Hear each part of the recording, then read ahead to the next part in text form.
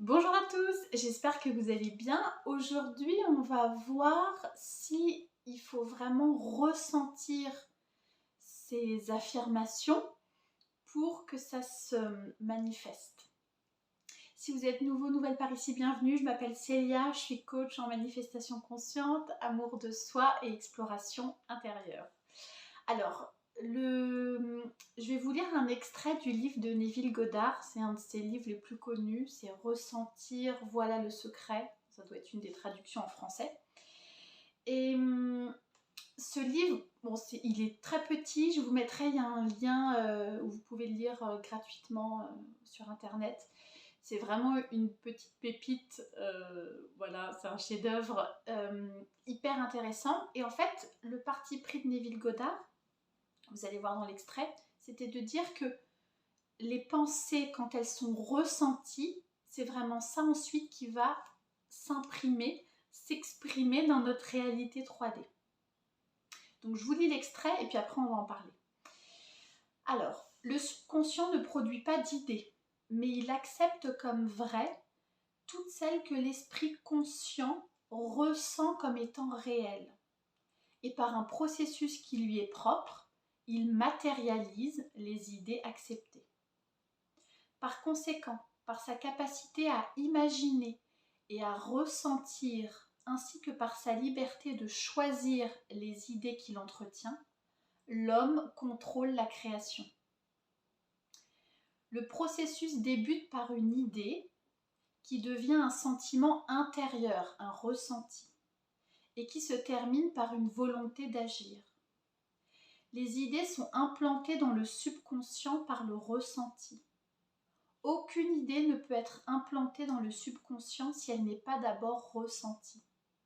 Cependant, dès qu'elle est ressentie, qu'elle soit bonne, mauvaise ou neutre, elle doit être matérialisée. Chaque sentiment fait une impression subconsciente, et à moins d'être contrecarré par un sentiment plus puissant de nature opposée, il doit être exprimé. Alors, qu'est-ce qu'on en fait de tout ça? Je vais vous donner, moi, mon explication de texte, on va dire. En fait, on va penser à des choses de manière consciente, et le travail de notre subconscient, notre Dieu intérieur, l'intelligence infinie, le pouvoir créateur, vous pouvez l'appeler comme vous voulez, lui, son job, c'est de dire « Ah ok, tu penses à ça de manière majoritaire, et bien je t'envoie ça. » Donc c'est de matérialiser les idées auxquelles on pense de manière majoritaire. Et en fait, pourquoi est-ce que c'est intéressant et c'est quand même important de ressentir? C'est parce que si vous pensez à un truc, mais sans vraiment ressentir que ça vous voyez, sans vraiment laisser les émotions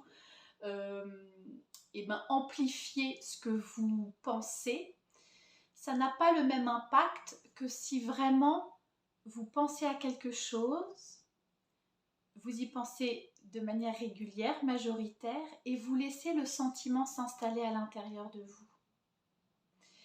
Et en fait, quand on va utiliser les affirmations, donc c'est se répéter des phrases, par exemple « je suis riche, je suis riche, je suis riche, je suis riche », il y a des personnes, par exemple une youtubeuse que j'adore aussi, Sammy Ingram, qui dit que en fait ça peut être suffisant de penser et de répéter cette phrase et qu'ensuite c'est ça qui va se produire dans notre réalité.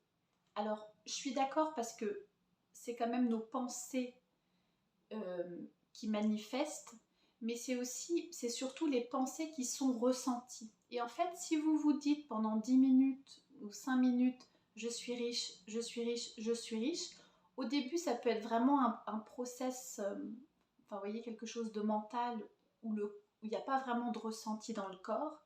Mais au bout des 5 minutes, ça a quand même changé quelque chose dans le corps. Parce que le fait de vous répéter ça, en fait, vous finissez par vous prendre à votre propre jeu, à se dire « Ah mais oui, mais là, je sens qu'en fait, je suis riche. » Ou en tout cas, je sens que je vais bientôt l'être, je sens que c'est en train d'arriver, je sens que c'est possible que je le sois. Vous voyez, il y a quand même un petit changement qui s'opère. Et en fait, c'est ce changement-là qui va être précieux.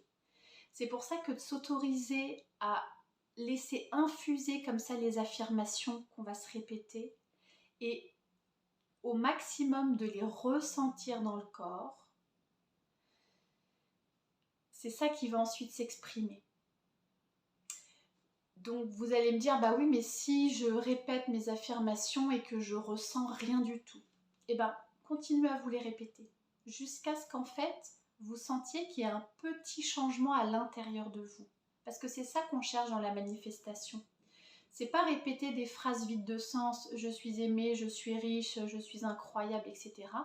Mais c'est se les répéter et que le fait de répéter, de s'entraîner, c'est ça qui va finir par rentrer, un peu comme des tables de multiplication. Au début, on comprend rien et c'est hyper obscur, mais à force de se les répéter, ça rentre. Et bien là, c'est un peu pareil.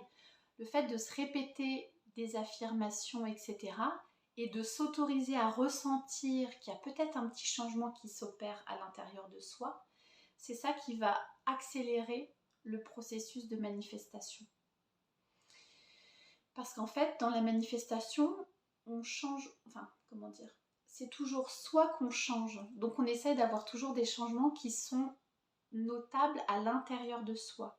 Et on sent, enfin on sait, que s'il y a un changement qui s'est opéré à l'intérieur de soi, même petit, et bien c'est ça ensuite qui va s'exprimer dans la réalité. Un autre truc qui est intéressant dans le paragraphe que je vous ai lu, c'est chaque sentiment fait une impression subconsciente. Et à moins d'être contrecarré par un sentiment plus puissant de nature opposée, il doit être exprimé. Si vous êtes en train de manifester de l'argent et que vous êtes dans le jeu de la manifestation, donc à visualiser que vous avez toute l'abondance, que vous êtes déjà la personne qui peut s'acheter tout ce qu'elle veut, que vous gâtez vos proches. Et que pour jouer au jeu de la manifestation, vous aimez visualiser, vous aimez aussi affirmer, je suis riche, je peux m'acheter tout ce que je veux, etc. Mais que de temps en temps, vous avez des pensées, oh là, il y a une facture qui est arrivée, oh là, j'ai pas encore assez d'argent pour m'acheter ce que je veux, etc. Si cette pensée-là, elle est associée à une angoisse, on va dire, et à un stress, c'est ça aussi qui va un peu s'exprimer dans la réalité. Donc quand vous vous surprenez comme ça à avoir une pensée qui n'est pas alignée avec votre finalité, avec ce que vous voulez expérimenter, c'est juste observer, c'est toujours un travail d'observation, dire ok, là j'avais une pensée qui n'était pas forcément alignée, et ben non, je décide de croire que que je suis déjà riche, que je vais bientôt l'être, que je vais pouvoir m'acheter tout ce que je veux, que tout va bien se passer pour moi, etc. etc. Le temps, finalement, à mon sens, ça n'a pas trop d'importance que vous sentiez que vous l'êtes déjà, mais si c'est trop difficile pour vous, que vous allez bientôt l'être. Parce que c'est de l'espoir, c'est une petite ouverture, ça amène de l'espace, et du coup, on est vraiment dans le jeu de la manifestation, c'est être dans un état détendu, d'ouverture, où les bonnes choses commencent, et continuent vraiment à arriver en nous. Et demain, je vous parlerai de la diète mentale. C'est hyper intéressant parce que est-ce qu'on doit toujours faire attention à chaque pensée qui arrive ou pas? On verra ça dans la vidéo de demain.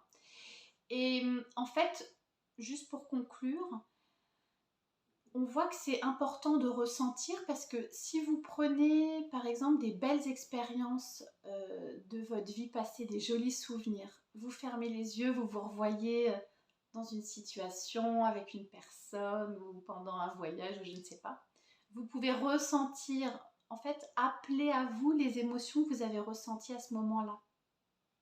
Et dans le moment présent, vous les revivez et votre corps, il est en mode détente. Et à contrario, si vous avez des expériences qui sont un peu traumatisantes, si vous fermez les yeux et que vous réappelez le souvenir de l'expérience traumatisante, le corps il se contracte, il y a quelque chose qui se passe à l'intérieur de vous. Donc, pourquoi est-ce qu'il y a quelque chose qui se passe à l'intérieur de vous? Parce que vous pensez à quelque chose et tout de suite ça appelle des émotions.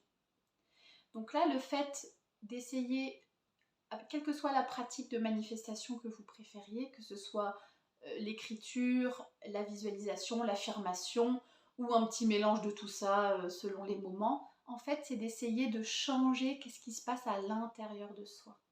Même si ça dure que quelques secondes, même si c'est ah, pendant 3 secondes, j'ai senti que j'étais vraiment riche, que j'étais vraiment aimée, que j'étais vraiment en santé, que j'avais déjà l'emploi, la nouvelle maison, enfin tous les trucs qu'on peut manifester. Même si c'est quelques secondes, c'est ça qui est hyper précieux parce que c'est ça qui change un peu la chimie du corps, on va dire. Et ensuite, on a vu, il n'y a pas d'autre choix. Le subconscient, il dit, ah ok, c'est à ça que tu penses, et bien c'est ça que tu vas avoir. Lui, il donne, il exauce toujours les vœux, on va dire. Les vœux, enfin j'appelle les vœux, mais c'est la manière dont on se sent et ce à quoi on pense de manière dominante. Il dit, ok, tu penses à ça, et bien je t'envoie ça. Vous me direz si ça fait sens pour vous. Si vous avez envie de cheminer avec moi, n'hésitez pas. Mon accompagnement de 3 mois, Amour, Joie et Basta, est à moitié prix jusqu'à la fin de l'année. Donc voilà, si vous sentez que vous êtes dans une période de challenge, qu'il y a beaucoup de changements et de transformations autour de vous et en vous, et que vous avez envie et besoin d'être accompagné, c'est toujours un grand plaisir de vous rencontrer. Donc voilà, envoyez-moi un email. Je vous souhaite une très belle journée et je vous dis à demain.